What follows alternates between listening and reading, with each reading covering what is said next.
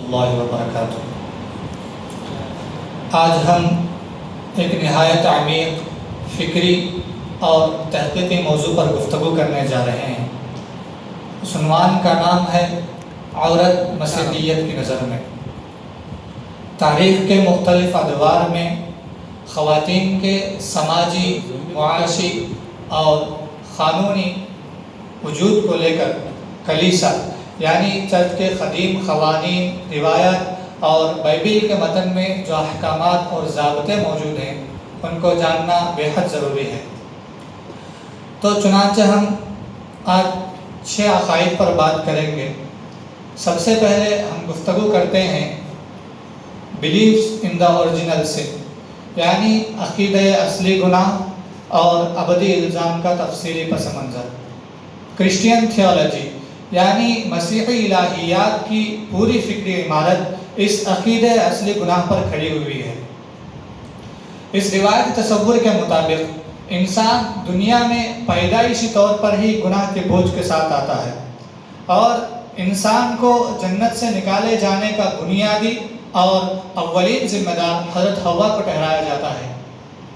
The book of Genesis یعنی انجیل کی کتاب پیدائش کے مطابق حوا نے پہلے شیطان کے بہکاوے میں آ کر ممنوع درخت کے پھل کو کھایا، پھر اس کے بعد حضرت آدم علیہ السلام کو بھی اس عمل پر راضی کیا۔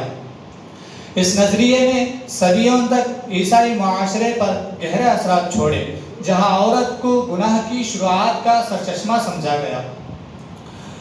قدیم چرچ کے ایک معتبر اسکالر ترتولین نے اپنے تحریروں میں خواتین کو سخت ترین الفاظ سے مخاطب کرتے ہوئے لکھا، "You are the devil's gateway"، یعنی تم عورتیں شیطان کا دروازہ ہو۔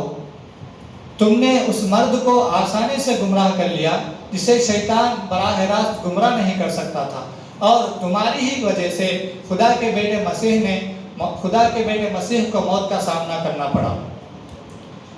ان کا دوسرا عقیدہ ہے بچے کی پیدائش کے وقت جسمانی تکلیف کو خدا کی جانب سے ایک سزا سمجھنا۔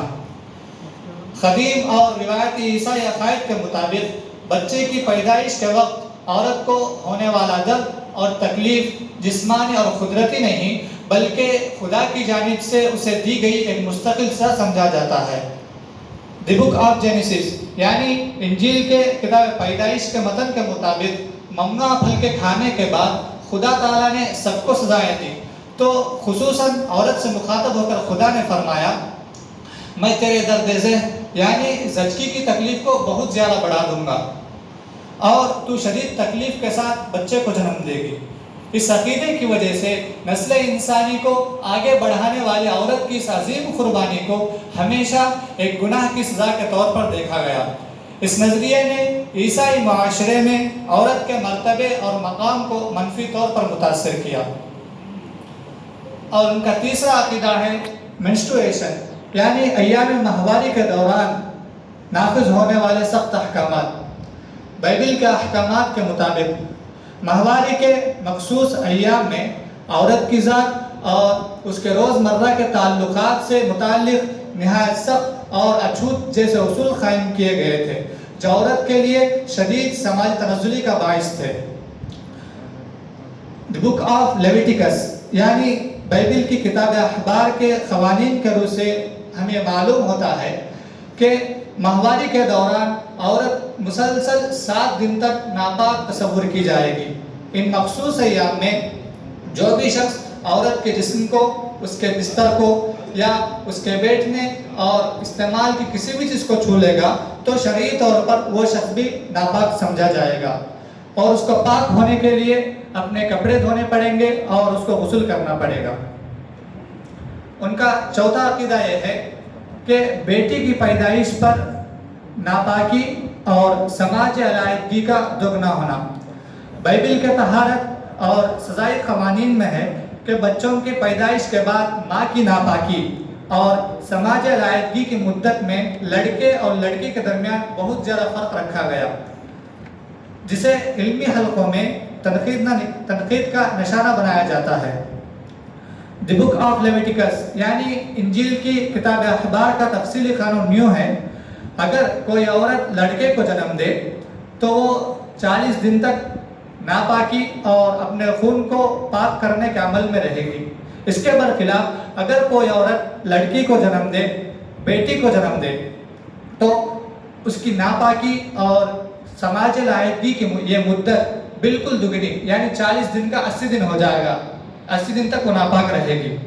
مفکرین کے مطابق بیٹی کی پیدائش پر ناپاکی کے دنوں کو دگنا کرنا تاریخی طور پر بیٹی کے وجود کو بوجھ اور کمتر یا روحانی طور پر زیادہ سمجھنے کی واضح عکاسی کرتا ہے. اور ان کا 5واں عقیدہ ہے طلاق پر مطلق پابندی. روایتی عیسائیت خصوصاً کیتھولک چرچ میں ان کے دستور میں شادی کو ایک اٹوٹ اور کبھی ختم نہ ہونے والا مذہبی رشتہ اور ساکرامنٹ مانا گیا ہے. اسی وجہ سے ان کے خواتین کو صدیوں تک شدید مصائب کا سامنا کرنا پڑا. گاسپل آف میتھیو یعنی انجیل متی میں لکھا ہوا ہے کہ جس رشتے کو، جس جوڑے کو خدا نے بنایا اس کو انسان الگ نہ کرے.